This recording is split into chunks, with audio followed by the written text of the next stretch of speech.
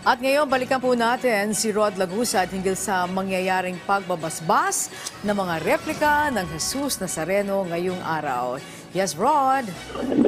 Actually, bilang bahagi ng mga aktibidad kaugnay ng pista ng Jesus Nazareno, ngayong hapon ay isinasagawa ang pagbabasbas sa mga replika nito. Inaasahan na humigit kumulang nasa 500 na mga replika ang kasama sa aktibidad. Ayon kay Reverend Father Robert Arellano, tagapagsalita ng Nazareno 2025, ito'y pagpapayag ng mga devoto ng kanilang pananampalataya. Hanggang kinikilala nila ang kanilang devotion at ang mga iyos ng Nazareno na kanilang katuwang sa paghanda sa pista ng Jesus Nazareno.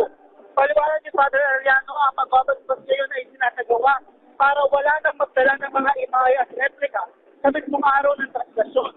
Ito'y anyayang pagkakataon para masbasbasan ang kanilang mga replika.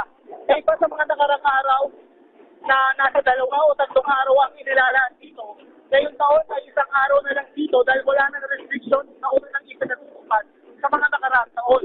Para sa taong ito, isinara ang Quezon Boulevard at sa overpass malapit sa simbahan ng Quiapo, isinasagawa ang pagbabasbas ng kaiba sa mga nagdaan na taon sa Plaza Tiranda.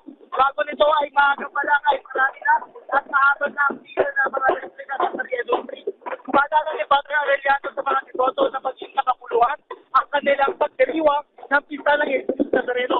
Ang dilim sa mga oras na ito ay nagpapatuloy ang pagbabasbas at medyo maingay lang dahil may mga kasamang mga banda o tambol para sa isinasagawang aktibidad.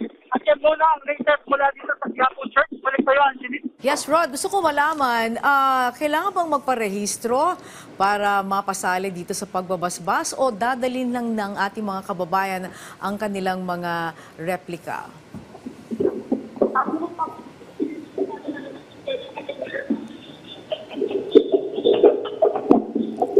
Yes, Rod. Okay. Mukhang hirap na po tayo sa ating komunikasyon. Maraming salamat, Rod Lagusad.